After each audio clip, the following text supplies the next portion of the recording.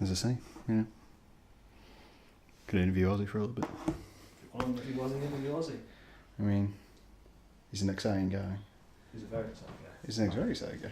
But I do get the feeling when I clap, he's just going to run off. Ta-da!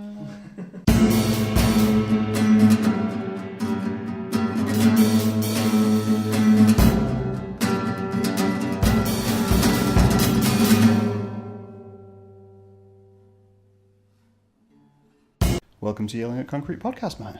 How exciting. Hello to everyone out there. This is going to be hella confusing for anyone listening, since we essentially have the same voice. Yeah, do I need to, put on an accent or something? We could accent it. We're terrible at accents. Terrible accents. Neither of us can do accents to save our lives. The only thing I can think of is that Family Guy bit where they're trying to record Peter's cartoon and Cleveland keeps putting on an Australian accent. Well, the moon. That's the moon accent. Australian accent. It's like, oh my god, no, that's terrible. It is terrible. Yeah. Okay, so for anyone who's unaware by the fact that this title will involve your name, so it's kind of obvious who you are in relation to me.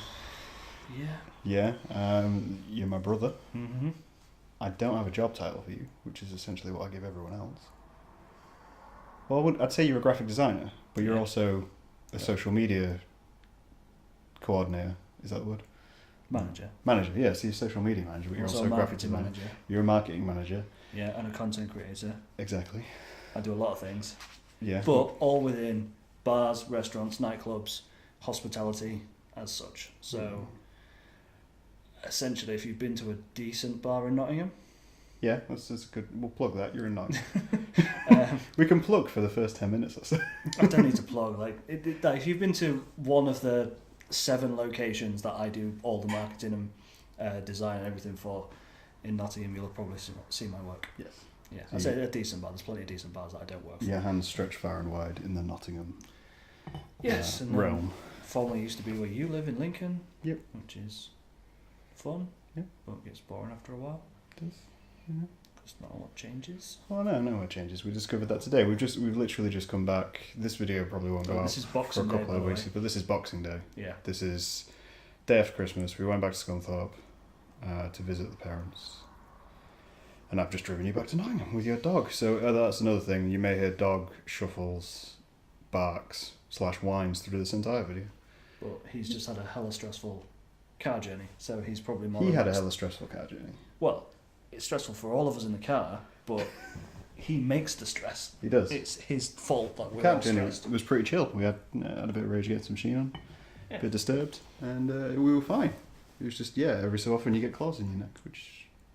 Well, licks on your face. Or Licks on your face, whines in your ear, whatever.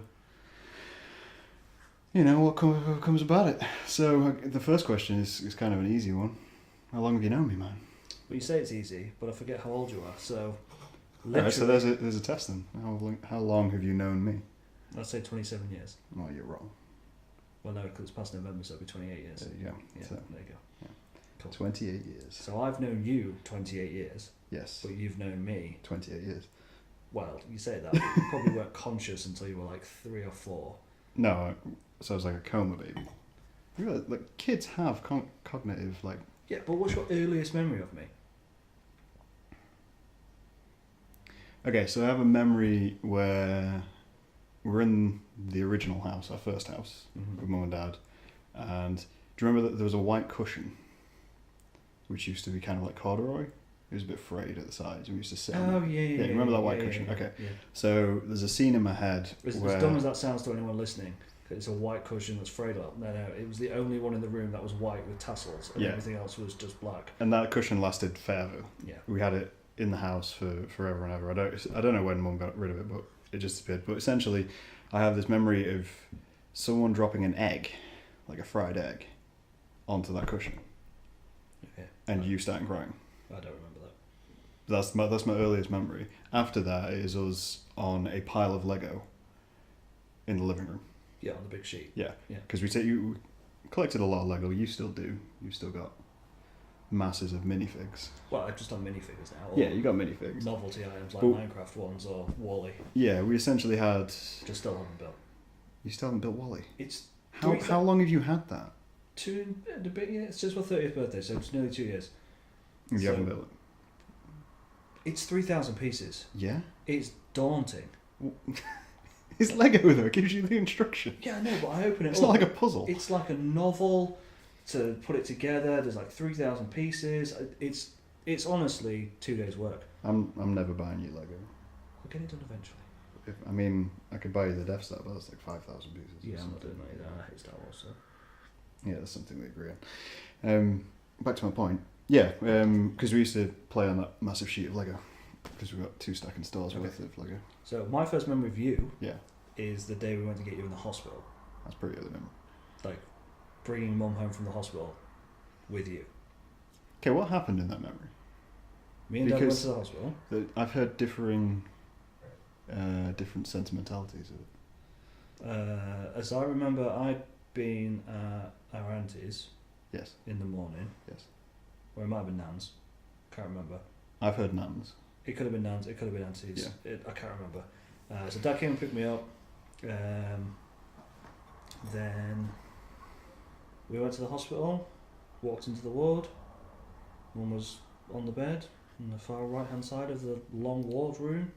And then your life got better for 28 years. There was you, and that was it. That's my first memory of you physically. I do remember when Mum was pregnant with you. See, I've never heard any of this. No, this. When was it? I mean, I've heard very It was little in terms of... Probably around about that a time. month before you were born. Wait, they only told you a month before you were born? Well, That's I fine. realised she was pregnant, Well, and I'd been told that like, I'm having a little brother or something. I mean, you'd have only been like 4 at the time. 3.5. Yeah. Yeah, three. Yeah, so you weren't that old to begin but, with, yeah. But then I distinctly remember one conversation when Mum sat me down and was like, "Oh, just let you know, there's going to be a morning soon where you'll probably wake up and I won't be here." And I started crying, not understanding what she meant. Like, you mean you're going? Like, what? Well, that's a perfect example of how Mum sends texts. Yeah. Where she makes it super, super serious. It'd be It's something just like, call me. It's just blunt. And It's then- like, call me, or like, give me a call when you get a second. I or, need to speak to you. I need to speak to you. And it's just like, yeah, okay. Yeah. It's that, or it's the overuse of the kisses at the end. And it's like, hi, hope you had a good day yesterday, kiss, kiss, kiss. Also, Dad's getting better, kiss, kiss, kiss. Okay, and then this, kiss, kiss. And it's like, you don't have to put kisses after every sentence. That's not how this... Mum, I appreciate the kisses. I can suck up on camera, I'm fine. You know what's worse than? What's when you that? didn't understand what lol meant. Yeah, And you just put lol as a full stop for That's everything. true. I just put tidy now because it annoys you. It really doesn't matter. I do it more because it annoys you. But those are pretty early memories. Like, those are... Yeah, I mean, so I remember when Mum was pregnant and sat me down and told me like you would come in. I mean, and then I imagine my memories from you are about when I was about 4 or 5. I imagine Because you would have been somewhere- about 8, somewhere and 3 that or would 5. make sense. Yeah, You form memories, or earliest memories are around that time. yeah, Because it's weird though, like, my problem is I kept told about stuff which happened earlier on. yeah. And because I've been described them in such detail, you kind of make them up. In a way, like, you picture how they could happen, so then you're like, oh, well, maybe I remember that, or whether I was Yeah, just told about That's that. the one memory I have from before you were born. Yeah. I mean, I might have other memories, but I couldn't pinpoint what they were, and I couldn't remember if you were alive or not. Well, that's because life wasn't important before I was alive. So I've got other memories from when I was a kid. Like, I remember choking on a cheese and tomato sandwich at some point and throwing up in my bin in my bedroom. And, like, I was really young when that happened, but I don't remember if you were alive or not. Different things like that. Then I've got false memories as well. Yeah. Which everyone tells me didn't happen, and Right. I'm 100% certain they did happen. I mean, I have memories where I've combined things. Like, for the longest time, I had a memory about when we were going on holiday, and we went with Gran and Grandad to Bridlington. Mm-hmm.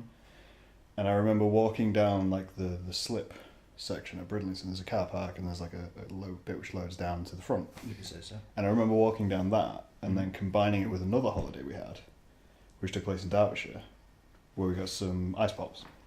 Right. And they take two places which completely aren't connected in any way, shape or form, and it wouldn't be possible in one holiday. But I very vividly remember doing both those things one after another. Tell you what another early memory is. Caravan holiday in Derbyshire. That's a great memory. And it was definitely before you were born. There was only me there, and we sat down for a picnic, and there was ants everywhere, and we got bitten by ants. But that was like just there. I'm curious about this false memory you have there. The false memory is being on a tricycle or like a little push bike or whatever, and biking towards a lighthouse, and mum or dad, I can't remember which one, running after me because I nearly went off the edge, and they pulled me back from the edge. And that's it. It's like, it's nothing major. No. It's that, and I have that as a memory. Mum swears it never happened. Dad says it never happened because they never let me take my bike on holiday ever. Yeah, we so never that would have never been a thing, and you know that, and we all know that from being young. That they never did. Yeah. And they can't think of anywhere we went where there was a lighthouse, which would have been out towards like an edge of something. It makes me wonder if you saw a film when you were really young, and it had a scene like that in it. Not sure. And you just kind of picked it as yours. Yeah, I'm not sure. Because we've been through a few places with lighthouses, so it's not improbable. It's just the bicycle throws it off. Hugely. I mean, yeah, vividly biking towards a lighthouse. Yeah. Like biking and biking and biking towards this lighthouse, and then someone at the last minute chasing after me and pulling me back. And I don't know what it's from, but I have that very vivid memory. That's true. But then I had several recurring dreams when I was a kid as well, which obviously I knew were dreams, but I had them as recurring dreams. I mean, I get recurring dreams occasionally. But then I sleepwalk and sleep talk, so... I'm doing the classic one in the minute where I'll be laid in bed, fully asleep. I'll imagine someone's in my house. I'm not scared that they're in my house, but I'll get out of bed, I'll close my bedroom door, and I'll put a t-shirt on and I'll go back to bed. And then I'll wake up wearing a t-shirt with my door closed. Because the biggest fear I had whilst asleep was they'd see me shirtless, which has all kinds of body insecurity things going on there. Yeah, I mean, if that's the biggest fear you've got, I think. Well, that's the thing. Once I'm like semi-awake, I'm just like, there's people in my house. I'm a little bit naked. I can't be naked. I'm in my own sleeping boxes, so. Well, yeah. You sleep in what you can. Cool. So obviously, bringing you on, this will probably be the first guest podcast of the new year. 2018. Yeah. Stars you mean to go on. Stars very well. On, yeah. You know, crack out forward, etc. So hopefully, presumably, you'll have a subject which people are interested in. Sort of. Because, everyone brings a subject. We all bring something different. With you, it's kind of hard because we talk at length. Yeah, so the subject, like you said, bring a subject. And I was like, cool. Well, what's the biggest thing that's really annoyed me about 2017? And so there's a lot in 2017. There's a lot of crap that's gone in 2017. And, one of the big things is Trump and the way he rose to power and got his presidency, and then there's little things like all the sexual misconduct and sexual assault and whatever in Hollywood, which extends to the music industry as well, and tying that back to a more lighter version of that, which I'm sure we'll get onto the harsher stuff later, is things like fandom and partisan voting. Okay. So the idea that you will support something blindly. Yes. And so follow something just because. Yeah. So let's go back to fandom. Yeah, go simple. Because that's simple. And we'll work our way. There's a lot of stuff within fandom which geek culture and whatever, which if you're following something blindly and sticking with the show because you like it and you won't listen to people's criticisms, it's like fair play. It's your choice. The show's been made. If you want to like it. Who cares? But what I really dislike, Ozzy, will you go away? Sorry. Doug just really wants to come up. Cool. Look at that. Look at that jump. Good leap. You can sit there. Enjoy the ruffle which you got. That was a dog. Well, you're now part of the podcast. You're staying there now. That's, yeah. Lay down. Chill out. 2 guests for the price of 1. All right. Give me a paw. Throw him in the... No? Just giving you a head. A full head. Yeah, cool. So anyway, yeah, I don't care if someone loves a show till its death. I don't care. Like, if it's on and you like it, who cares? You go enjoy it. It doesn't affect me at all. What really irritates me is when people wear it on their sleeve as their identity, and it's this idea of you're either with us or against us. And it's like, well, no, I just don't like it. It's just of no interest to me. But of course, there's people that wouldn't react like I would to anything like that. If I don't like something, I ignore it. Yes. instead of going after it. I don't go after it. Yeah. Where there's a lot of people which will see something and they have to say something. You know, it's like when we were younger and we were both into metal and both rock kids and we had longer hair and, you know, you'd walk past a bunch of chavs and we'd get a haircut and you're like, why do you have to say that? Like, yeah, just ignore it. If you don't like my hair, cool. If you think my hair's a bit shit, cool. I don't care. It probably was a bit shit. I mean, I despise Ugg boots, but I don't go chasing people on the street. Yeah, you don't go, oi, fluffy feet. Maybe I What should. are you doing? Like, you could do. That's a whole new age of bullying. Just picking on People with Ugg boots. people with Ugg boots. Works. I mean, But either way, yes. it's that kind of thing. You know, some people do feel the need to say stuff, but at the same time, it's the people that feel the need to wear it on their sleeve, and it's like, well, I'm just gonna. You better get used to the fact that I like this because I do, and you're like, no, it's cool, I get it, just go away. I think it's one of those things where people who have a passion, and they want to wear that passion as their identity, and they adopt that so early on because it's so easy to, in a way, be accepted for it. It's like that whole thing of like why it's so easy to be indoctrinated, because once you agree with someone and someone agrees with you, there's two of you. Yeah, it's and it's hard to break works, that. It's why cults work. Yeah, it's why racism, sexism, all of that kind of collects together. Because it was interesting when you mentioned it, because I was trying to think of something you have, which you're passionate about, and I couldn't think of anything from our time where you've been, you know, willing to die for, essentially. Like, really. This is so important to me. There's plenty of stuff I like. Yeah. And there's plenty of stuff I really enjoy, and there's plenty of stuff that I'll, you know, someone says something about it, I will argue the toss that it's great or whatever. Mm-hmm. Like, you know, I obviously working in bars and restaurants and stuff like that. Yeah, because, you know, like that's another side of it. Like, you work in bars and restaurants, you know a lot of people who are passionate about booze. Mm-hmm. Like, super passionate about booze. I mean, in a way, as long as is it a case of would it bother you that they were talking about booze passionately, or would it have to be that they'd go after people who are drinking differently? Yeah, well, see, this is one of the things you get with a lot of bartenders who, if someone comes up to the bar and orders a Long Island iced tea, they'll be like, what are you doing? That's such a crap cocktail, you know, and judge the person for it. And it's like, for me, I'm like, well, people can drink what they want to drink, but the same kind of respect has to come from the customer side of it as well. Yeah. And one of the big things that you come up against is people not understanding why something is the price it is. And there's a bar in town here which imports loads and loads of craft beer. Mm. And, you know, you can go to, you know, Wetherspoons and probably get a craft beer, a craft, air quotes for anyone, on the audio version. You are. If your industry sees this, no, but like, you're under fire. No, it's fine. It's like, it's them understanding why something is, because you can get a craft beer from Wetherspoons, and there is some craft beers in there, and there's some ones that kind of masquerade as craft beers, there's some ales repackaged, either way. But Wetherspoons has big buying power, and it's never going to buy something that it has to sell at a high price. So the thing that you're buying for £3, the bottle that you're buying for £3 there, it's either £3 because it's a cheaper product, or it's £3 because they've managed to get it down to such a price. Like Punk IPA by Brewdog is stocked in there, but their buying power of Wetherspoons is to get that product down so far. It's a great product, but they've got it down so far, it's even cheaper to buy it in a Wetherspoons than it is an actual Brewdog pub. Yeah. But, anyway, back to the bar. Yeah. You know, you go in there and you've seen all these different craft beers and stuff, and you're like, why is it £6 for 2/3 of a pint? That is mental. Why? Because the owners of the bar literally fly to the States, fill up a shipping container of beer, and ship it over to the UK, and you can't get that beer anywhere else in the UK. They physically go and fill shipping containers of product and bring it over. Yes. That's why the price is. Then you look at cocktails. You know, you can go into a chain bar and get 2 for 1 on these cocktails, which are essentially just vodka and juice in a glass. Yeah.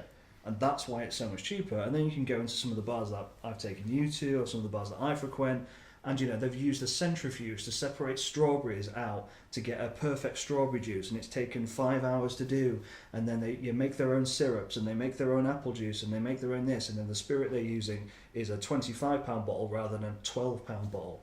And it's, we can understand, like, being from my side, we understand why that drink costs what it costs, but the customer doesn't always appreciate it and kicks off. But at the same time, you do have bartenders who are also like, you're ordering that cheap, crappy drink, you're having a Jaeger bomb, what are you on about, kind of thing. And it's like, a little bit of respect from both sides would help.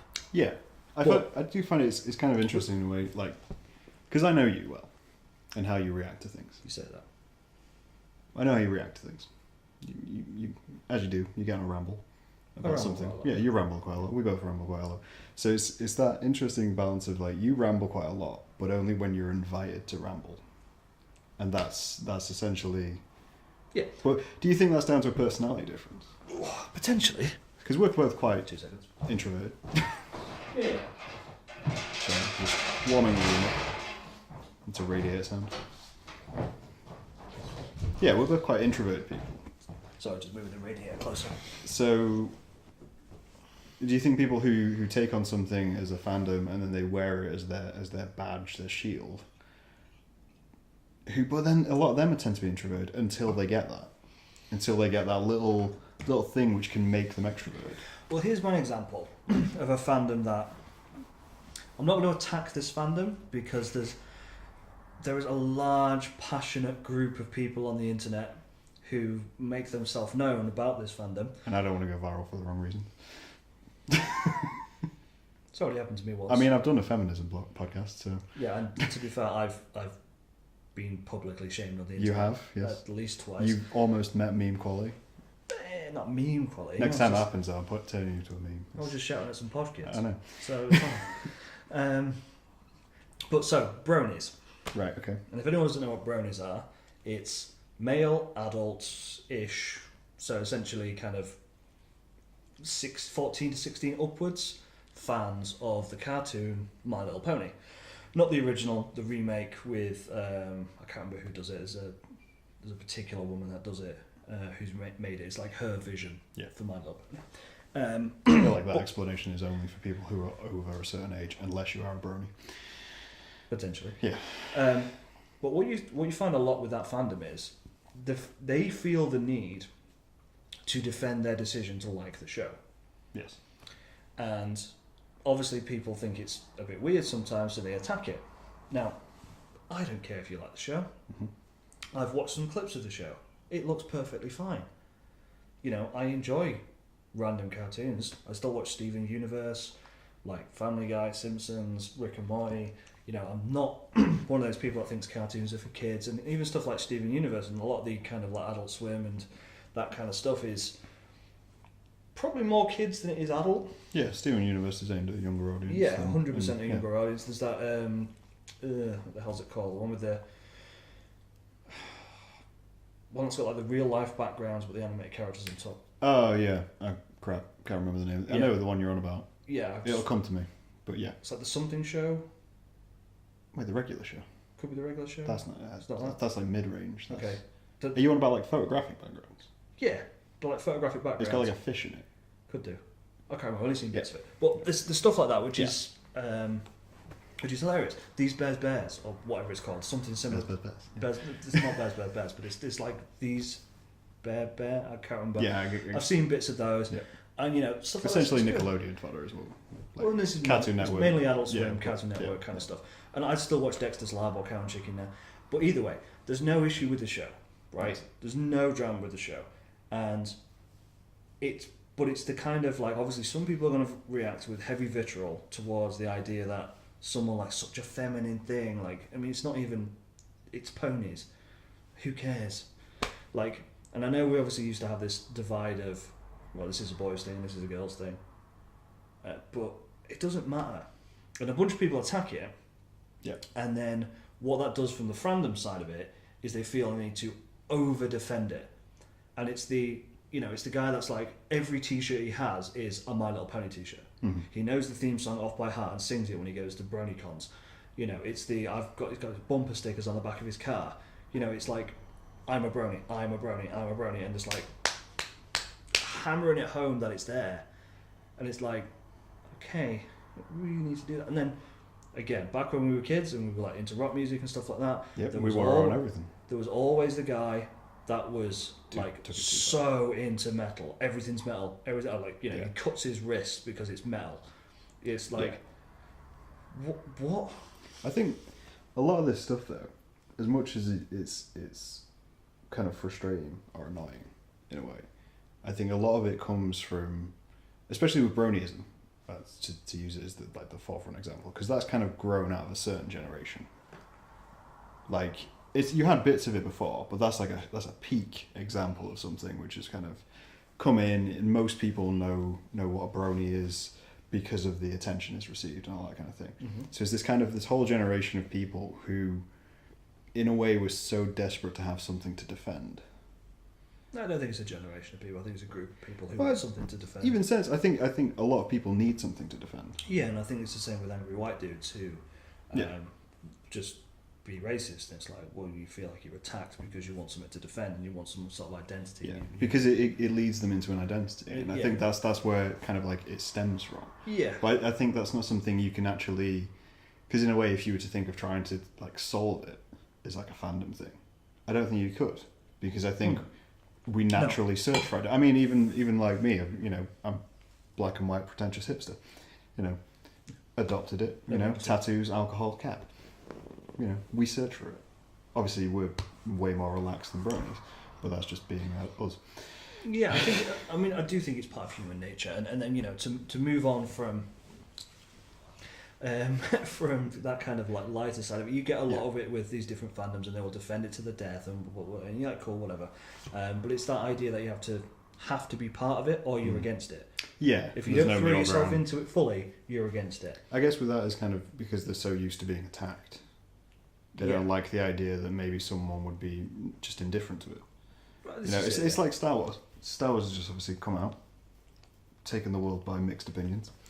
I won't say by storm, because it's kind of polarised a whole bunch of people. Taken the world by meh. Yeah. I'm not a Star Wars fan. No. I've seen the first 3. I've seen the second 3. Mm-hmm. I only own the first 3. And that's more because I was a film student. Yeah. And I don't see the deal. Yeah, I talk to people about Star Wars and they're like, what? How can you just... What? Okay, so here's my thing with Star Wars. Like, divert very slightly. Here's my thing with Star Wars. Yeah. Right, I didn't watch it when I was younger. I didn't watch it when I was younger. I wasn't born in the 70s, I was born in the mid-80s. Yeah. So it was never there for the theatrical releases and all that. So I never appreciated it on that level. Mm-hmm.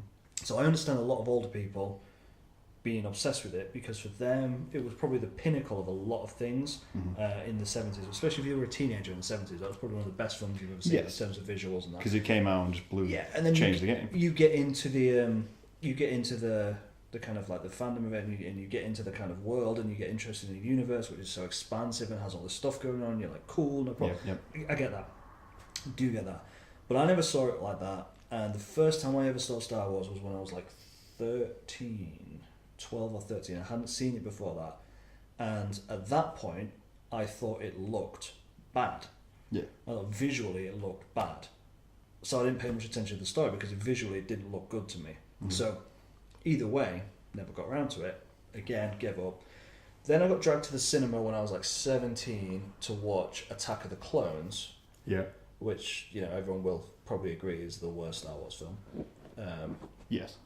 I think everyone kind of fun. Are you done, buddy? No. You can jump down. Go on. Can you make that leap? There we go. Good times. And that didn't help at all. I have gone back and revisited. I've watched the first 3, and here's what I'll say. They're consistently 6.5, 7 out of 10. Mm-hmm. There's nothing particularly wrong with them, but I don't get the hype. Yeah, I don't get that. I don't understand people who are younger than me. Because obviously I was like Attack of the Clones, Phantom Menace. I was younger, so like 12. I think I was 17, 18 when it came out. Yeah, so I'd have been like 12. Also, what did we miss there? Nothing much.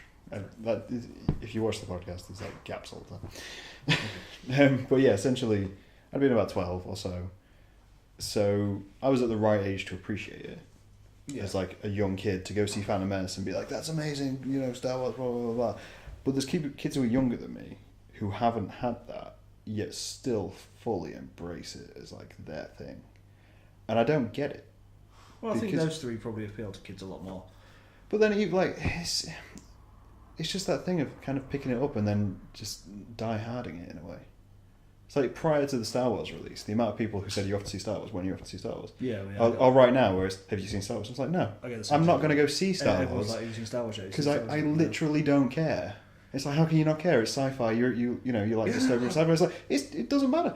It's a space opera. Okay, so here's why I don't like it. Okay, and it's my issue with a lot of things, and this is why for me it only ever sits 6.5, 7 out of 10. Right. It's fine, makes sense. The story's not bad, but it's basic. Yes. Visually, it's okay, it's fine, but it heavily relies on battles and things like that, which for me lacks subtlety. But one of the other things it does is it doesn't sit anywhere, if that makes sense. Or you mean genre-wise? Not so much genre-wise, it's sci-fi. Ozzy, will you sit down? You gotta be one place or the other, dog. Yeah, one or the other. But it kind of like, sometimes it's funny, sometimes it's super serious, sometimes it's big battle-y, sometimes it's drama-y, sometimes it's a bit thrillery, sometimes it's mystery. Yeah. Pick something and excel at it, rather than being too afraid to put your axe in something.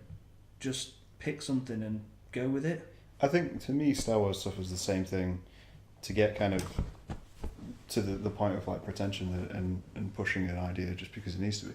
Is that it suffers the same downfall as Harry Potter. Mm-hmm. Is that because it's existed, and it's existed for such a length of time, especially with these new Star Wars, with the whole idea of like the polarizing of the fans on this one, is because you've got some like hardcore fans who will say, "There's extended universe, there's this, there's that, the other, there's the games, the cartoon show. They all have this massive canon, which needs to be attribed to, and if you don't do as that fan service, you're damaging the brand." And the same with Harry Potter. And there's so many people who absolutely hate parts of the films because it doesn't attribe completely to the books, even though it wouldn't work in the books. And I have my own problems with the Harry Potter films and the fact that they don't make sense without the books. And it's just it's that weird kind of over passionate thing. Yeah. Which leads to it. And I think that's the other side of what you have with like bronies feel so attacked, whereas Star Wars, because it's so heavily supported by everything and publicized and advertised, and it's this whole idea of it doesn't matter what age you are, it's Star Wars, it's mass fans because it spanned generations. It's the other idea of fandom, which is what the hell I was watching. They're way too protective of it. The other day, and they were talking about how something didn't adhere to the original source material, and that was a really good thing because then no one could attack it because it was its own thing. Was it Gotham? No.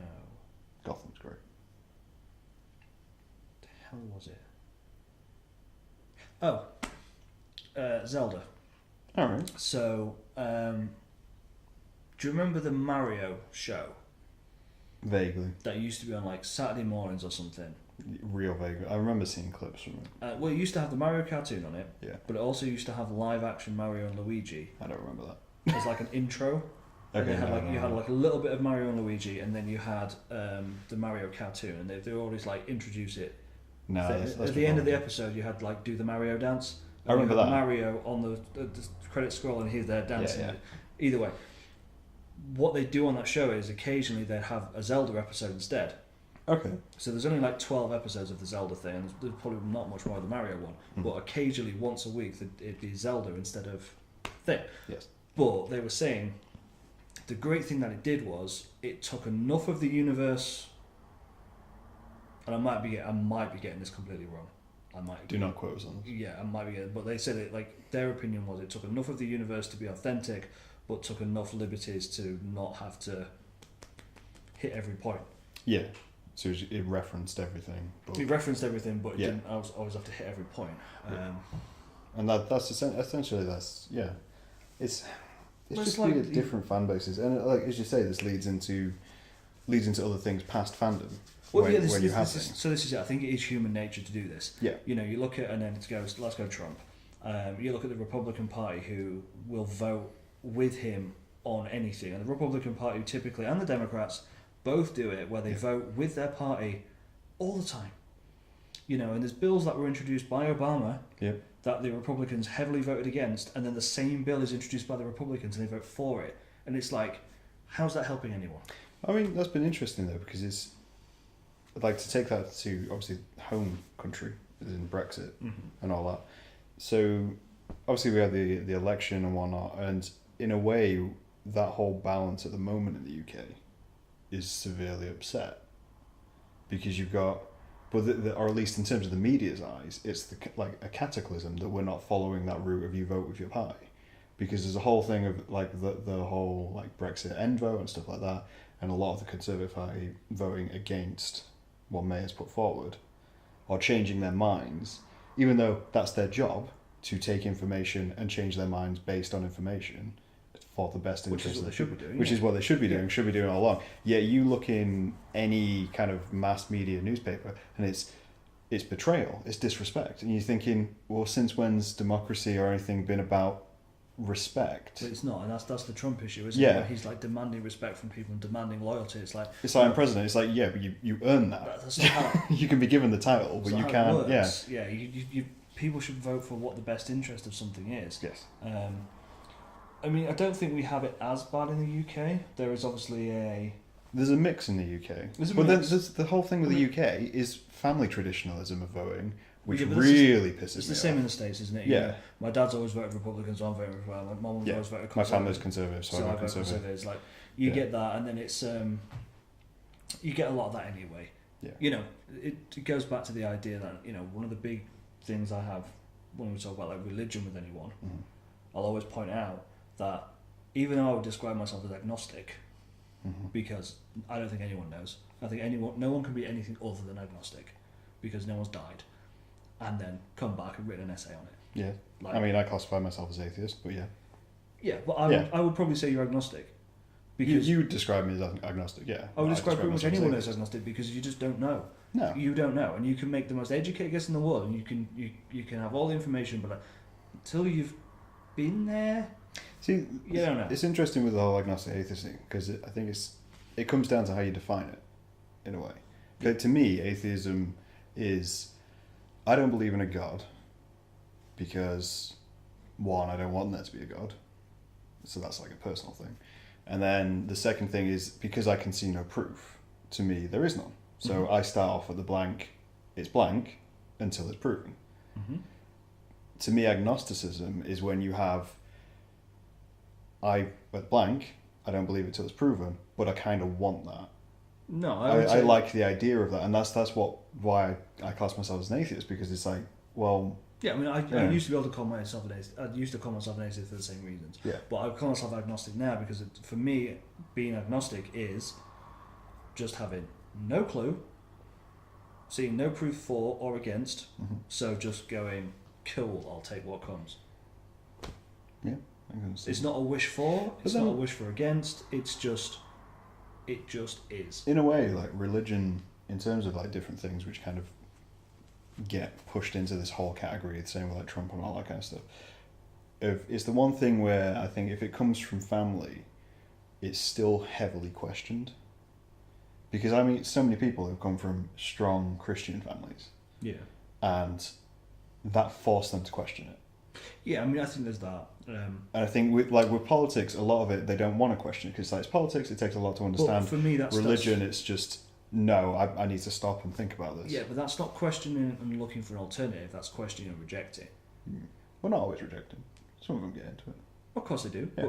But when you question, you reject and become atheist or agnostic. So going back to when we talk to anyone about religion, I say like, you know, what made you pick your religion? Well, it was the country you were born in, and what your parents would believe is typically the biggest decider of what religion you are. Like, you're not going to meet really someone out there who did all the research and chose Catholicism.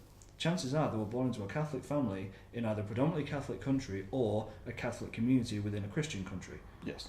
And or they experienced a moment of tragedy within their life, and Catholicism was the first one to pick them up. Yeah, I find that so often. That's it's so like it's so dependent on who's there at that moment. Yeah. Of where you're struggling. Yeah, but then again, that is your community. Yeah. So again. So you know, let's talk about. We can talk about our gran for a little bit if we want. You know, our gran's a lovely woman. She was born into a Catholic family, and she would describe herself as Catholic. Despite the fact that technically she's Protestant.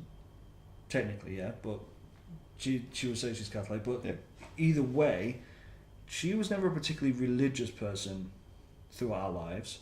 She never pushed it on us. She never really spoke about it and thing. But then, since our granddad passed away, she became more involved in the church. But that was part of community. Yeah. And even now, she doesn't push religion on us. No, in any way, shape, or form. No, because she knows it's not a conversation we'd probably react well to.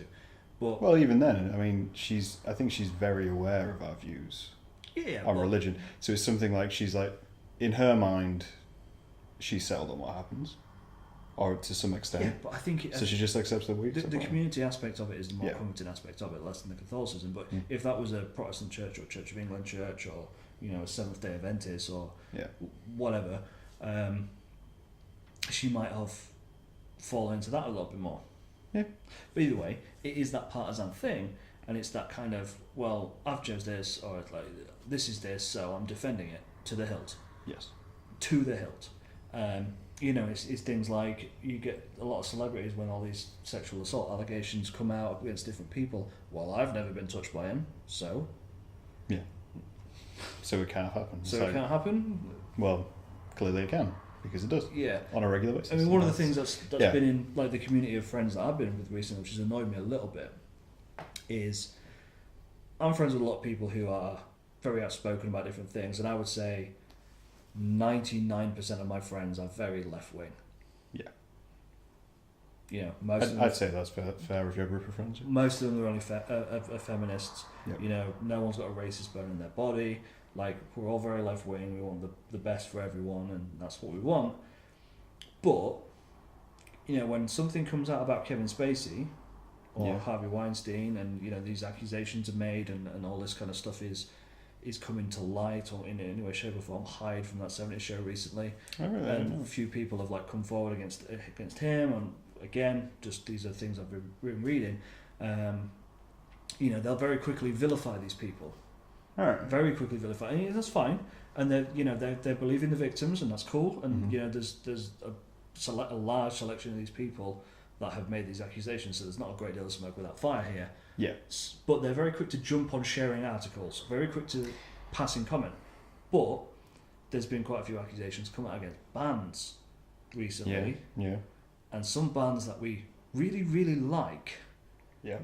And they've been making it up. Yeah. And it's been like kind of having to hold my tongue a little bit, going. Yeah. Because you don't want to get attacked. Because it'll end up being. And I don't think they're being malicious about it. I don't think they're being dismissive, But they don't want to believe. And again, they're not the type of people who is going to go attack that victim on Twitter. Yeah. And they're not the type of people who's going to, really walk out into the street and voice their opinion with a megaphone. Yeah. They're not going to make posts about defending the ban. They don't do that. But when we have a conversation about it, they're kind of like, I don't know, like, there's only one person, it kind of sounds a bit, and you're like... It's that wanting that moment of doubt. Because they don't want to... I mean, it's like with the Kevin Spacey thing, like, the Kevin Spacey one shocked me, like, hugely. Because I didn't see it coming. Apparently it didn't shock anyone in Hollywood. No, Hollywood was apparently fully aware, but we live in a shady place in England. And it kind of came out, and I was like, that's huge. That's like a thing where you've kind of got to take a moment and then reconsider everything you've seen, because you've seen so many films and so many things. And the same with bands. It's like with the whole Lost Prophets thing. Oh, the Lost Prophets thing was just... many people, like... None of my friends have defended Ian Watkins in any way, shape or form. And we are not defending Ian Watkins in any shape or form. But it was like, I remember when that came out, and I remember so many people being like, it can't be true. Even this was at the point where he was in court and had been fully arrested, and there was evidence coming forward, and they were like, no, this is conspiracy. This is this, that, and the other. And it's like, I understand that you have a want to protect yourself from that view of that thing, and you don't want them to ruin something which you cared so much about. But at the same time, you kind of have to have a bit of reality acceptance. Yeah. But I think a lot of that is our culture at the minute. It's like, we have so much which is based in escapism, and so much of avoiding things and wanting to. It's like you say with identities, is we've got this so much of a want to kind of encapsulate ourselves into one identity, so then we can be defined and accepted, and at the same time escape the things which try and destroy that. And you can do that by being part of a movement, a fan club, a voting system, and ignore anything which is bad about it.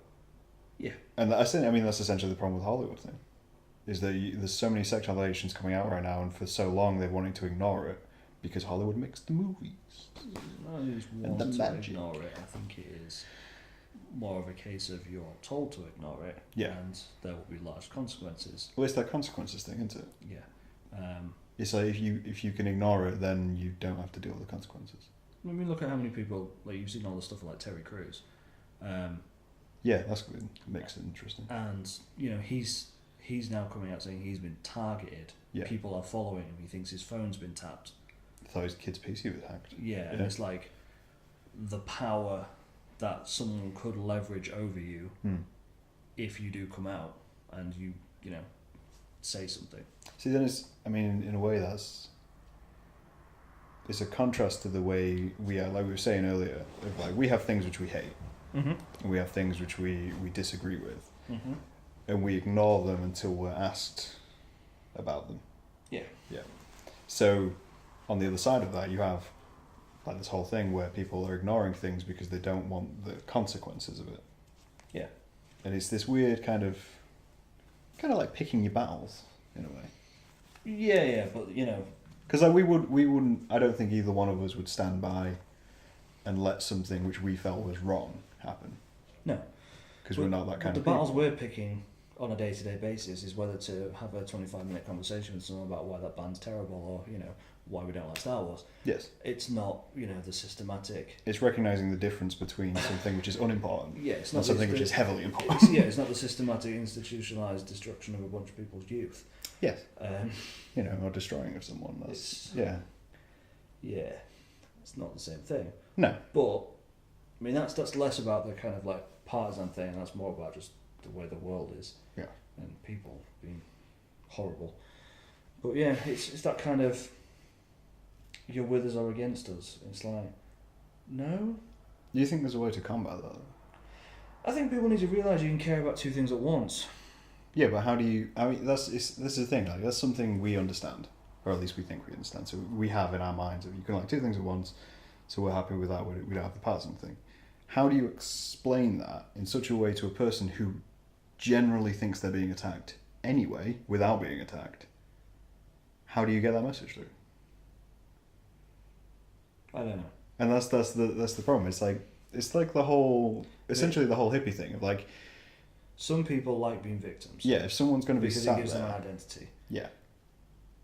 And we're not saying any specific victims. Just no, and this isn't about making false accusations or stuff like that. It's like people like to be argumentative. It's not even just that they like drama. Yes. And they like things to go wrong. Because life is. And there's a couple of people I know who a lot of things seem to go wrong in their life more than anyone else's, and it's like that's not just bad luck. That's often things you do which contribute to that. Yes. Yeah. I think if it's that weird thing of like, because I remember kids and like people we grew up with, and you get a lot of kids who have way more drama than other kids. Like some kids will go to school every day, no issues. Mm-hmm. No issues in the problem. They may not be that smart, they may be very smart, but they'll keep going. They'll get a job, they'll keep going. Nothing will ever really rock that boat. And then there's other ones who go out of their way to rock the boat. Yeah, it's like the kid that's always been kicked out of the classroom for being an idiot. Yeah. And you see it, and you're just waiting for it. You know he's going to say something stupid, and you know he's going to say something dumb. And when the teacher tells him to quiet down, he keeps going. And it's like, well, there you go. I don't know, you kind of... I mean, I've been attacked before by like people's mums who have students I've employed to work in bars. I'm the manager and I've employed these people to work in bars, and then I'll either not get rid of them, but their shifts are cut down a little bit, or they'll get a disciplinary or whatever. Yeah. And then mums will attack you, phone up and be like, "You're victimising my son." And it's like, what do you mean? Yeah. I'm victimising your son. Yeah. Why I cut his shifts? Because he didn't turn up for 2 in a row. Yeah. Like, or he's not that good at his job. That's why. I mean, as a personality type, we're quite calm. Yeah. I think in general. Yeah, I'm overly relaxed to a fault sometimes. Yeah, same. It's that kind of thing. So I don't know. Maybe it's because I can't understand the want for drama in any way, shape, or form. No, that's what TV's for. Yeah, I do everything I can to avoid drama, and then I channel any conflict or trouble I have into art and watching things. Yeah. That's the release, essentially. So I don't know, maybe a solve for this is just teaching people how to vent properly, how to compartmentalize. Or that they don't need to vent. Everyone needs to vent. They can just ignore something. Yeah, but... Because that's the other thing, and it goes back to it. See, I disagree there. I think everyone needs to vent. I need to vent. Of course they need to vent. Like, venting is part of life if things do actually go wrong. Yeah. But, you know, some kid walking past you with a brony t-shirt on does not need you to vent at that kid. No. You just need to go, oh. But yeah, it's learning how to vent. If you have a place where you... If you have a place where you can vent in a way which is cathartic, well, no, because you don't need to do the street. Because what will end up happening is they'll go on Twitter and vent, and then someone will I'm agree not with talking them. about Twitter. I'm talking about just like something where it's like the whole like thing of like the work I make is very dark. It's very dark because that's my way of venting. Mm-hmm. If I didn't vent, I'd be a worse person. Yeah. I'd be way more grumpy, Yeah. way more vindictive. Mm. Yeah, and that kind of spills out. That's like regardless of how calm I am, at some point I'm going to yell at someone, or say something which is going to just destroy someone. I'm always grumpy and yeah, because you don't vent. really petty and, you know, but I'm still very calm about it. Yeah, to a point. Yeah. Yeah. It's just learning how to do that. I have occasional rants at people at work. Of course you do. But we all do. You know. that's what it is. Some people are idiots. They annoy me. So, but I don't tell it to their face. Don't send them a text about it. I don't write on the Facebook wall. No. But then that's the whole other side of it. That's the whole other conversation of people not understanding how social media works. But, and the impact that kind of generates, and at the same, it's that attention whoring thing, isn't it? Of like if you put it on a Facebook wall, it's it's little things like it's mob mentality. when you see like an article pop up on your feed, and you scroll down, and it's just something you're not a fan of, so you just get, "Oh, this looks shit." Yeah. It's like, well, cool. Cheers. Yeah. Move on. Like, if it's not your thing, it's not your thing. Because it's perfectly acceptable for something to be not your thing. Yes. Like, if it's just not my vibe, cool.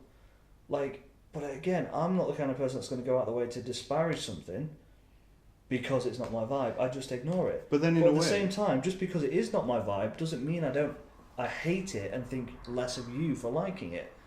But in a way, that's the thing, isn't it? I'm curious why we're like that.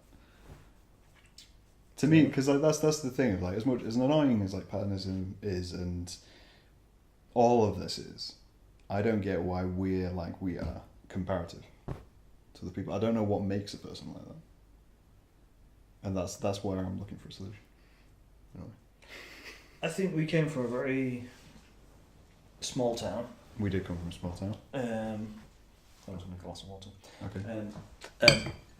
So yeah, I think we came from a very small town where not a lot happens. There's not a lot of successful people from there. There's like a lot of kind of, you're born there, you stay there, you do what you do, and you buy your stuff from Asda, and you shop at the same shops, and you see Linda down the market, and you do this kind of thing. There's a lot of kind of plod to life there. And for me, it was always a want to get out of that and to move on and to achieve things and do things. But at the same time, you're quite humbled. I don't know, I've lost my point there. You have, because in the same way, I think what you just described breeds Partisanism. I think that does if you stay. Because it's that thing of like, it's looking at the people comparative to who we grew up with, is when you look at them and they live in a small town, they have the same jobs and the same friends, and they stay there and they do all that, and then my damn point was that community kind of thrives into that. So it's why would there be an exception to it? Yeah, hold on. I did have a point, and when I went to get the glass of water, I completely forgot my point. Why are we like that? It was like small town. It was more like the idea that you feel powerless. Yes. And you feel removed from some of the grander aspects of life. Yeah.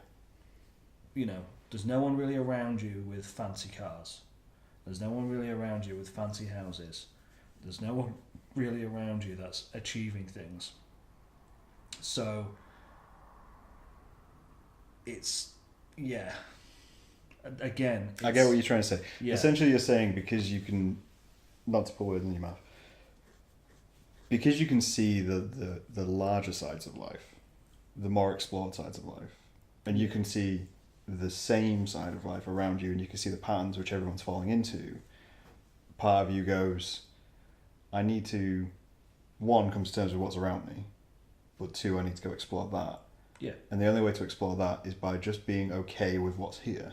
But also open to that. But open to that. But anytime. open to that thing. Yeah. And open to that thing. And by doing that, you don't have the conflict of arguments with those around you, because you're never going to go out of your way to question it, because if you did, you'd never get the stuff which is bigger. No, I mean, it's not so much I want to be bigger as well. I think we were very lucky to be born into a family which didn't push anything on you. Yeah. And I think you were left to your own devices to go find what you wanted to like, decide what you disliked, decide what you liked, and then no one ever kind of fought against you. No. In any way, shape or form. You know, not that either of us are gay, but we never had like a coming out to fight against because we thought our parents would be prejudiced. You know, we do have the look, I suppose, of being, straight white males. So there's got a great deal of privilege in society. Yeah. So we didn't have anything to fight against like that, and we always had the opportunity to explore things. Like, we never had music pushed on us. We never had status pushed on us. We never had like, just things pushed on us. So we were always free to explore and do things. And we were both inquisitive people. So we would look at something, decide if we liked it or didn't, and then move on. I think that's essentially the key. But and it's not like about us coming from nothing, because we weren't. No, we weren't poor. And we weren't rich. We weren't rich. We weren't poor. We were just kind of there, and we were born into such a kind of, I don't want to say vanilla because it makes it seem boring, but no, but we were born into a safety. Essentially, that's what we were born into. Vanilla is the right word. You've picked up nothing wrong with vanilla ice cream. No. It's there. It works. It does its job. But you could add some raisins to it, and it might go ooh. Or you could put some sprinkles on top, and you might go ooh. There's weird mint things that you get from Blighton ice cream, which you put on top, and you go, whoa, what's this? I think whole new world. And like you can take that, and we're essentially like a blank slate, allowed to be written on, whereas we didn't have anything that kind of, there's nothing written on us from day one. I think in a way that's a good message.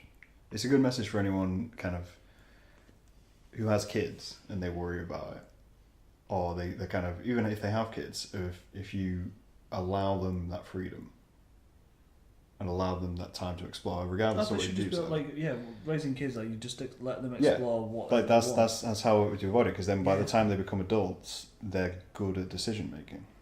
They're good at having an identity because they don't feel the need to have a massive identity. I think it breeds clasp onto something. It breeds a more kind of just open and easier life for you as an adult. I think it's a lot less stressful. It's just don't tell your son he can't play with dolls. Don't tell your daughter she can't, grab a hammer and hit things. It's like, don't pigeonhole them.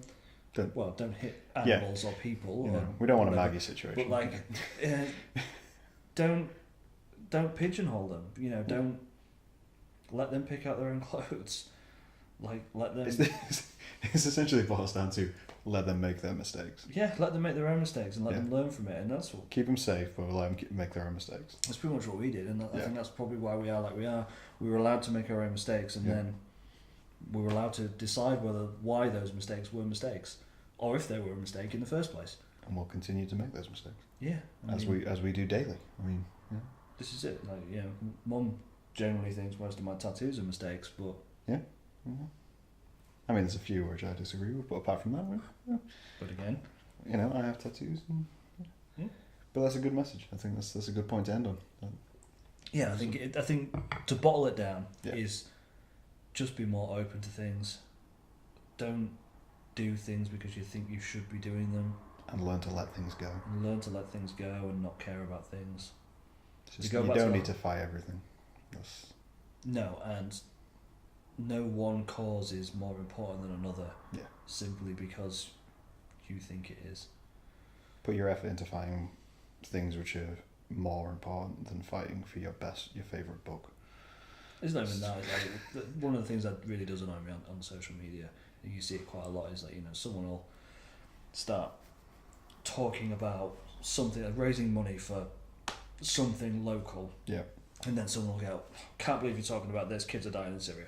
And you go, yeah, it's very possible that the person can care about both things. Yes. Just because they're talking about one doesn't mean they're ignoring the other. In the same way as just because I'm not talking about the thing you like doesn't mean I hate it. Yes. It just means I'm not talking about it. Like, that's it. It's just... And that's the way to go. Yeah. Cool. And also stop getting offended so easily. Well, that's a whole other argument. You know. I can be offended all I want. In context to this, it's like... in context to this, yeah. In context to this, just... Don't fight everything. People are going to hate what you do. Just because people are going to someone like doesn't what you do. like, that's just the yeah. thing. Yeah, I think that's probably a good place to end. That's a good place to end. Well, thank you for coming on, man. That's all right. Kicking off I say 2018. Coming on. I've come to your house. This is the first podcast not taking place at the table. You're in my apartment. That is the thing. So there's a few unique aspects to this, but... Yeah. Well, A, I'm your brother. Yep. B, it's the first one not in Lincoln. Yep. And it's in my place, not yours. Yes. And First one 2018. We've also got a dog. There's also a dog here the entire time. Yeah. And that pretty much sums it up. And we'll see you in a couple of years. Thanks for listening, guys. Oh, can I get a plug? Go plug it. Plug it. Go follow my Instagram.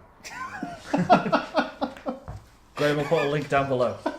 It's just food porn pictures. Pictures of food and drink. Go follow my Instagram. Done. We'll talk to you guys later. In a